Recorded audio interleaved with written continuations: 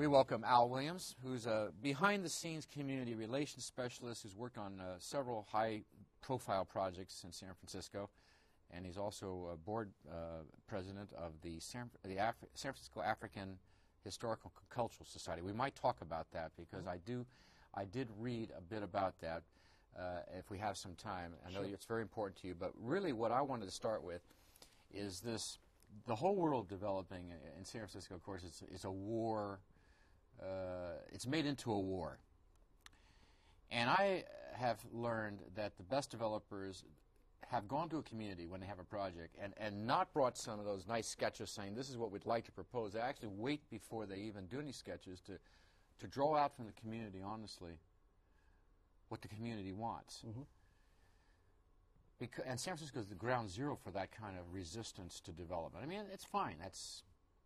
That's what a community should do, is protect itself. But that's where you come in. Mm-hmm. What do you see then as the developers who come in with the finding sketches and all the drawings and present it to the community versus those who are really trying to understand what's going to work in the community? Well, I think it's somewhere in between those two things. The successful developers, and I've had the pleasure of working with a number of successful developers and successful projects in San Francisco, who come into a situation with an openness and a willingness to hear from the community what the community's interests are relative to their project. Very often it's necessary to come up with some basic idea about what you want to do, but without a finished product, as you said. Fancy models, three-dimensional models. Without having gone that far, but with at least a concept, something you can present to the community that gives them an idea of where you're trying to go, and to get a reaction from the community as to how they feel about the particular use, the size of the use, the nature of the use, how you intend to proceed with the project, and get that feedback from them early on in the process. I'm right, though, that San Francisco is probably one of the toughest places to plan and build major projects. I mean, it's the home of the urban environmental movement with Sue Bierman, who we just passed. Yes. Who stopped the Panhandle Freeway, and that was the first time that a major bureaucracy was stopped in its tracks. And since that time, with the Bay Guardian and other groups,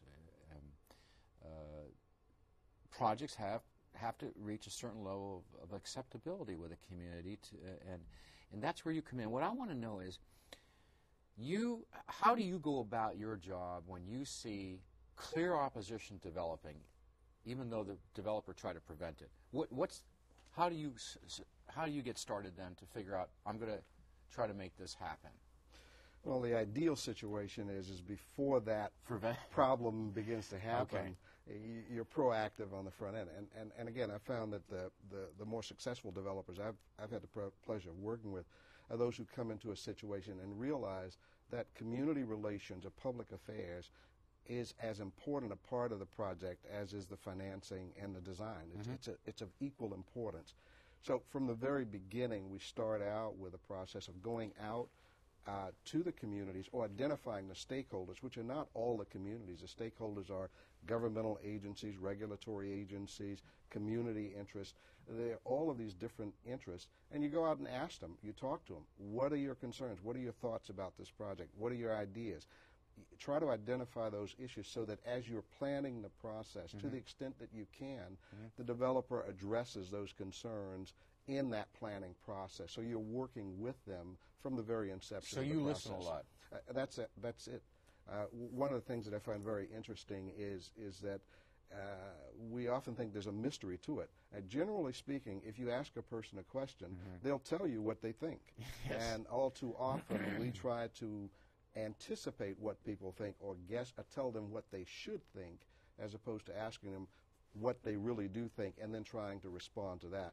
And what I found is that even in those instances when you're not able to respond fully in the way they think you should respond or they'd like you to respond, there's more understanding and acceptance of the fact that you've really made a legitimate effort to try to hear and understand their concerns and then respond to them.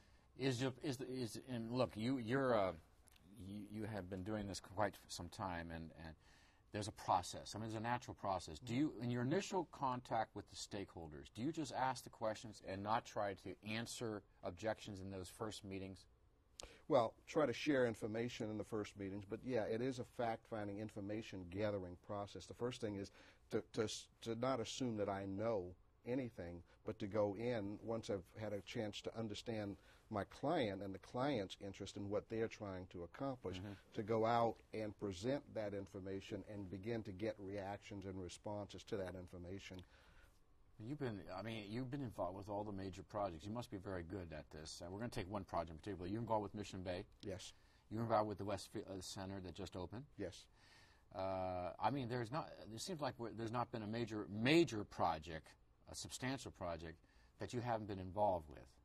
Well, there are some, but I have had the privilege of working on some of the more important projects in the city. Yeah. Well, I want to set up this Carroll project, and most of our viewers don't know about the project, but I want to use this as kind of a concrete example, because the viewers are saying, "Oh, well, okay, that sounds good." Al and Art, we hear that all the time, but the fact is, you actually do this, and you have the skills and probably natural talents to make this happen. So let's take a typical project, because I'm going to have the developer on the program in a couple of weeks.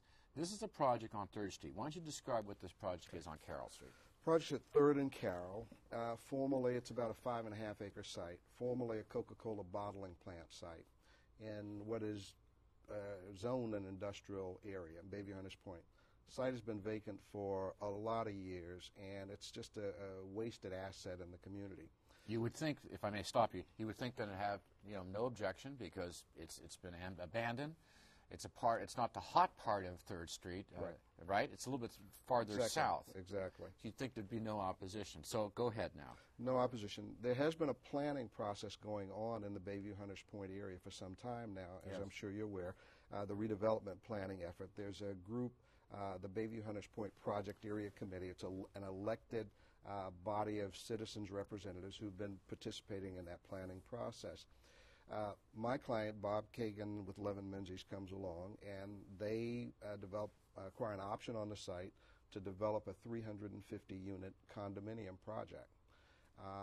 Bob asked me to get involved and to assist him. I said I would. We then sit down and try to identify all of the possible stakeholders who may be impacted or have an interest in the project. The project is located in what's called the Health Center node, which means it's near the Southeast Health Center. It is, as you said, in an industrial area. There's the Wave Exchange, a switching station that's nearby. It's across the street from a public park. There are a couple of other sites nearby, senior residences up the street from it. So you begin to identify these various stakeholders in interest. And from that point, we begin to go out and talk to them, to begin to say, here is what is being thought about on this site. How does that fit with your ideas about what's going on in the area? One by one. One by one. Trying to develop those concerns. We begin to meet with a project area committee. We identify homeowners associations, the merchants associations, any group that we can think of, or individuals who may have an interest, and begin to share with them information about what is being proposed and getting from them information about what they think the concerns are, what they think the developer can do with this project to enhance the quality of life in the community. And are you communicating, your means of communication obviously is face-to-face, direct contact. Are you using any other means to make sure there's open communication, maybe feedback? How do they know that you got it? How do you know they know that you got their concerns? It's an iterative process. I mentioned the Project Area Committee. The Project Area Committee has a number of subcommittees that meet on a monthly basis. So over the last couple of years, I've attended just about all of those Project Area Committee meetings, the general meetings as well as the subcommittee. I'm a standing item on the agenda, so I'm there every month going back saying, here's where the project is now. Here's what's been done. And they can see as the project evolves how it begins to reflect the concerns they've had. One example is there was a concern about the need for a grocery store in the Bayview Hunters Point area. There's a big important issue of the PAC. Well, This project only adds 15,000 square feet of space, not enough for a grocery store. But we were able to say to the PAC and the other members of the community, we can't have a grocery store, but we can try to accommodate other kinds of food serving uses, a small market or something in this project. Within the project? Within the project. We can also look at what other kinds of neighborhood serving retail would be appropriate. So the client, 11 Menzies, went out and conditioned a market study to determine what kind of retail uses would be appropriate. We were able to come back to the PAC and to the rest of the community and say, here are the kind of uses that the study says would work in this area and meets the community's needs. So they begin to see over time that we are listening, we are responding, and where we can't respond appropriately, where we have to say there's not enough square footage to put a supermarket here, they're willing to accept that reality because they see that in good faith we've heard and responded to the concerns. Did you have any fires, any, in other words, everything, you put a lot of time into the step-by-step approach, but did any fires appear, did any strong opposition appear, did any individual appear that you hadn't anticipated that required special intervention? I wouldn't say that it required special intervention. There was some opposition to the project. It came primarily from some of the industrial users. The industrial users nearby, there's a belt manufacturing plant across the street, and I mentioned Wave Exchange, which is a switching station that has generators that it has to, emergency generators it has to test periodically in case the electricity goes out in that area. They were very much concerned about putting residential in an area in close proximity to them, and the impact later on of having those tenants complain about noise and what have That's you. a natural tendency. A natural tendency. Well, Bob Kagan, 11 Menzies, we met with the folks at Wave Exchange, heard their concerns, worked out an agreement with them in which we did further environmental analysis to determine what level of impact would be created when Wave Exchange expanded, and included some language in Bob Kagan agreed to include some language in his lease and sale documents that disclose the presence of this use, so it would minimize the ability of those tenants perhaps to file suit later on or to claim they didn't know when they moved in. So it's that kind of... See, this is, I hope the viewers understand, because I'm in this field. This is the way it should be done. The way you approach it, I can see why the developers bring you aboard. I wish we had more time because I wanted to get to the whole problem of a breakdown, in effect, a breakdown of the redevelopment agency out there. They've had 20 years to do this kind of community relations. I'm going to write an article about this for the Business Times, I believe, that they're the exact opposite of what you're talking about. Unfortunately, we have run out of time. I think I'd like to have you back as that unfolds a little bit, and let's take a look at what's going to be happening out at the Bayview and how it's going to happen. Terrific. Al Williams, thanks for being with us. Thank you, Art, for having me. Stay with us. We'll be right back.